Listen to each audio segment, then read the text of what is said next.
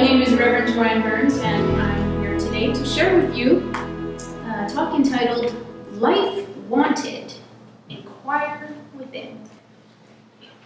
So I was invited to ponder this question of why I chose Unity. And I've been in Unity for quite so long that I really had no idea. So I loved the fact that I was presented this question. And I cherished the time that I spent in reviewing my spiritual journey. I look young, but it's been a long journey. I'm sure some of you have had these experiences along your way that keep you in the ever-flowing movement of ups and downs, the roller coaster of life. At Unity of Mesa, we recently spent 3 months on the hero's journey, and so when I saw the book Joseph Campbell on your library table, I'm like, oh, there he is again. There is no escaping the hero's journey. So over the course of my life, like many of you, I was searching. Searching for something I had no idea, but I was searching nonetheless. And I knew that I would know it when I saw it. I was born into a Catholic family, but somehow those ideas didn't speak to me. And I witnessed family members behaving in ways that appeared not to be in alignment with the truth that they were teaching. This made a young mind ponder, what on earth is going on? And so I observed that religion was a matter of convenience, not really a faith or a guide for living and decision-making. As a young person, I was looking for a guide to help me make decisions. There were many decisions to be made in a single day. So both my brother and I had these observations of the adult world of inconsistencies. Do you remember being 10 and 12 years old where you're worldly and know all? And yet, things didn't make sense. I love the Unity age for that very reason. I was the Unity consultant for the South Central region for 7 years because those middle school years from ages 10, 11, and 12 is when you have a sense of knowingness and worldliness, and yet you really know nothing at all. Everything in your world is changing up and down, left and right, inside and out, and you're trying to make sense of what seems totally senseless. And so in this phase of our lives, my brother, only 2 years wiser than I, noticed this world of adult inconsistencies, and we decided that this religion stuff had no importance whatsoever. And I just want to say that questioning at this stage of your development is crucial to knowing who you will become as you move into the adult world. So I thank my older brother for having this wisdom to have a conference with my parents, to allow us to unfold in a way that made sense to us. After we went through the religious rigmarole that they imposed, we would do that. And then after that, freedom to think and choose for ourselves. And that's where my brother and I went in very opposite directions. You see, he was content to believe that there was no God. Okay then, I understand that completely, but I was confused. I was looking at all of the things I saw in the world, and there were so many religions, so many religious beliefs, spiritual paths, ways of thinking. I was curious about them all. And so, my curiosity was what propelled me forward from this time. I wasn't just curious about religion, I was curious about people. All those inconsistencies that I had witnessed to my wise age of 12 made me very curious about people in general. And so I noticed their behavior. I noticed their emotions. I noticed that their behavior and their emotions didn't make sense. I heard change in their tone of voice. And in recognizing recognizing all of these same things deeply within myself, I knew, as a teen, we were all very confused. And so I came to one conclusion that had a deep impact on my life.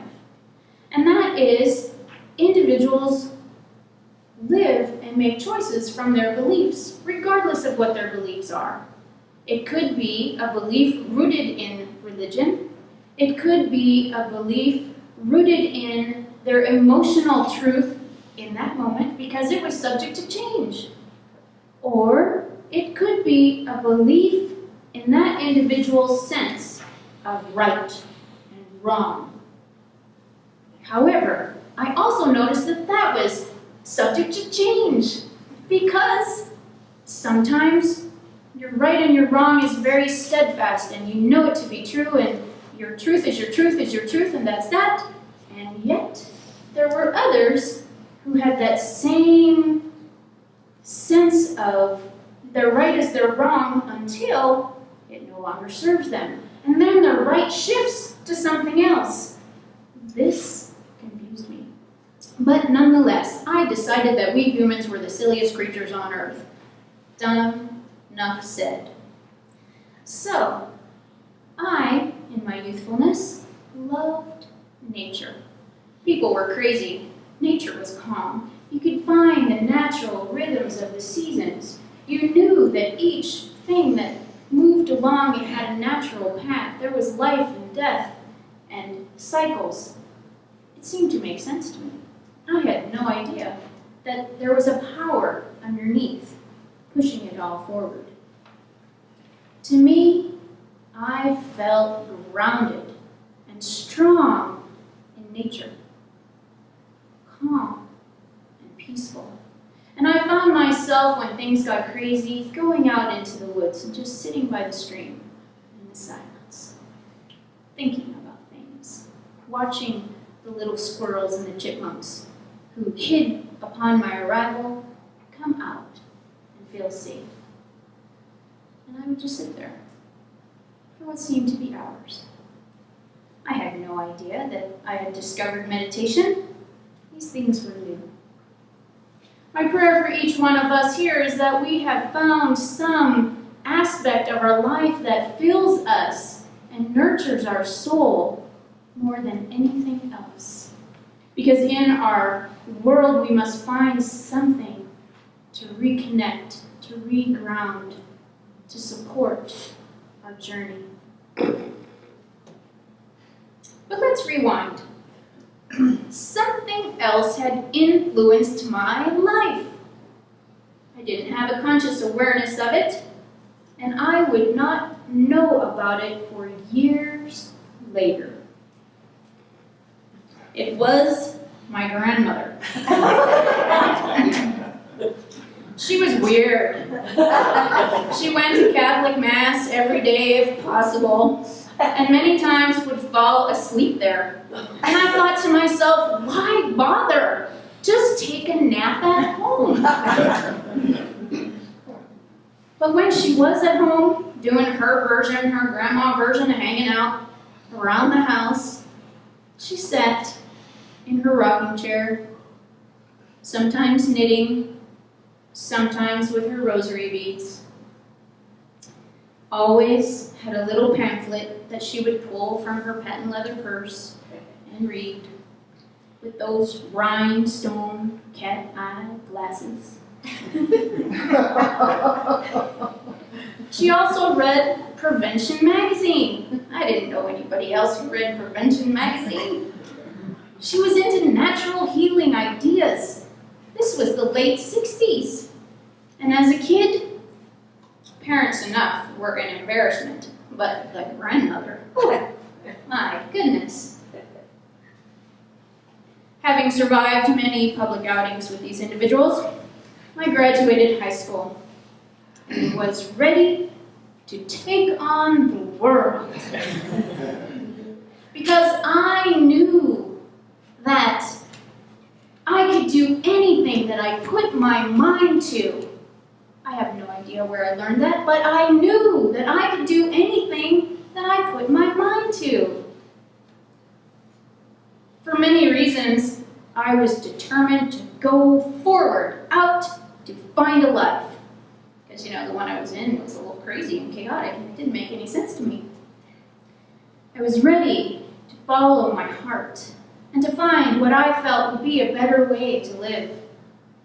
All the inconsistencies I had witnessed for years, they bothered me. It didn't make sense.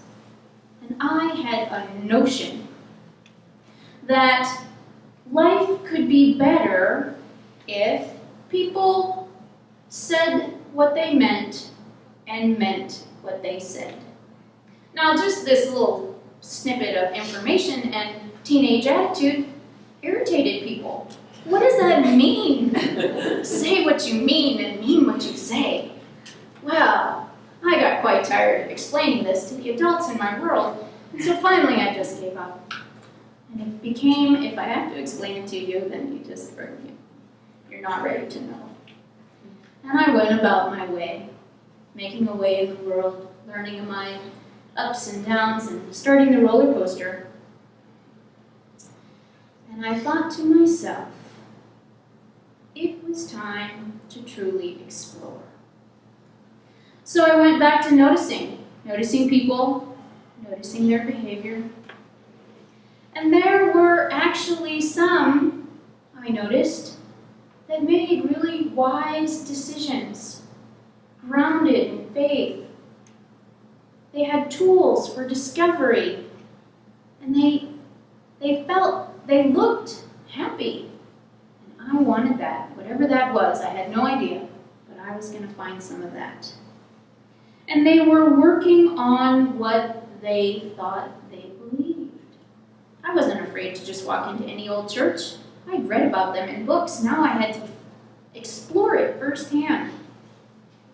I was not only curious, I was compelled to explore more. So I read more books, I visited more churches, I went to the Baha'i temple. Who knew that people just sat and meditated, said nothing? My life was changed forever upon finding a metaphysical bookstore. It's true. I still have the first book that I bought at that medical bookstore. What was it? It's a book on meditation, and it's light blue in color, and it's called Awareness. Yeah, and it came from Palo Alto, California. Some new thought, new seed thing, and it gives me great joy because, oh my God, had I not found that book, I might not have. Well, I don't know. I only know the path that's been presented. But anyway, my soul was well on its way. I had no idea where I was headed. 10 years had gone by, and I was still thinking there had to be a better way to live. By this time, I was in my early 20s, married and divorced both. After a divorce at such a young age, you think, oh my God, if I thought there was a better way to live, I'm certainly ready to find it now. So I went to an AA meeting. That's all I knew that possibly existed. And they said, oh no, you don't belong here. I was devastated. Where else does one go for help? They told me something about ACOA. Never heard of it, but I thought I'd give it a try. Sure enough, I went to a meeting and there were people looking, seeking, searching, just like me. They shared my story. We had a lot in common. We all had noticed inconsistencies. They were striving for something more. And they had tools. They were reading self-help books. I had never heard of a self-help book, but I was striving to find them. So the next time I went into my favorite metaphysical bookstore, I was seeking the self-help department. Sure enough, 2 rows over, beyond spirituality, was self-help. Who knew that anything like this existed? I was excited and on fire now. I was making progress. Around the same time, I had a friend come to me who was introduced to a Unity church. She called me up Sunday afternoon, all excited, and she said, Joe, you gotta go check out this place. It's everything you talk about. I had the shaking head of disbelief and said, no way. Churches aren't like that. So sure enough, I took my disbelieving self and I went with her the following week. And there it was. There was a guy there, laid back. He did the talk in shorts. They were positive and encouraging. This was not like any church I had ever witnessed before. That guy talked about Jesus and Buddha at the same time. We meditated as a large group. I'd never meditated as a large group before I went out to the woods. I sat on a pebble by the river. I sat in the silence by myself. Learned about it from a book with a picture of a Hindu in there. That's all I knew. And so in this church of people like me, that I had no idea there was communities of people like this, because I thought I was a black sheep of the family, so I'd been told. And I was curious. Not a good thing for a young woman to be, so I've been told. And so here I found my tribe. I cried. I sat there and cried because I had no idea that this was what I was looking for. I had been seeking for that. I had no name for it because I didn't know it existed. I had found in a Unity church, many religions are respected, honored as equal of value, each one contributing to the well-being of people and the world. And I love the fact that our Unity philosophy is woven together by pieces of many religions. I learned that heaven and hell are creations of my own mind, thoughts, and behavior. Darn it. I knew I was responsible for some of the hell that I created for myself. Wasn't too fond about that in the beginning. Had to learn how to deal with that one and then put those thoughts to work. But I resonated with the idea of one power. Not two, one. That took some pondering as well. I never really clued into the Catholic teachings, but I couldn't articulate what I didn't like about them, how they didn't fit. And so now being presented with these new ideas, sort of similar to what I thought, but I didn't have language for, my mind, my heart, my whole being expanded. Oops. And when I heard the stories of Myrtle Fillmore and her healing by the power of her mind and affirmative prayer, I was blown away. I wondered, was my grandmother up to something? Yes. It never occurred to me that she would be up to something.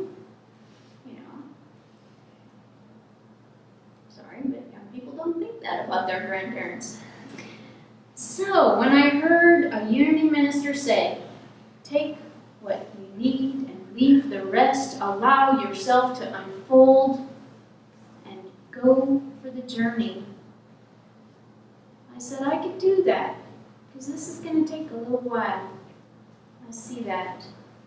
But I was hungry for these teachings. I had no idea what I was getting myself into. Nor did I then, nor did I 10 years later. And here it is, over 20 years. I had no idea. I may have consciously chosen Unity as my spiritual path in my 20s, yet I think in reality, my grandmother grandmother was up to something. And I was exposed to it years before. Unity was what I had been looking for all along. And I thought about my grandmother, sitting in the rocking chair, doing her knitting, doing her rosary beads, that little pamphlet that she pulled out of her patent leather purse, with her cat eye rhinestone glasses. My mother found some of these pamphlets laying around the house when she was downsizing, moving to a smaller home. And by this time, I had been taking Unity classes for years, on my path towards licensed Unity teacher, like Lynette has done for herself. And my mom came across these Unity pamphlets from the 70s, and she called me up all excited, and she's telling me about them. And she and I said, "Oh my God, that explains everything." I had been exposed to Unity many years before. Who knew? And so, this help wanted ad from the universe applies to each and every one of us. The ad says, "Universe is seeking joyful beings to impact the world. Inquire within and apply today."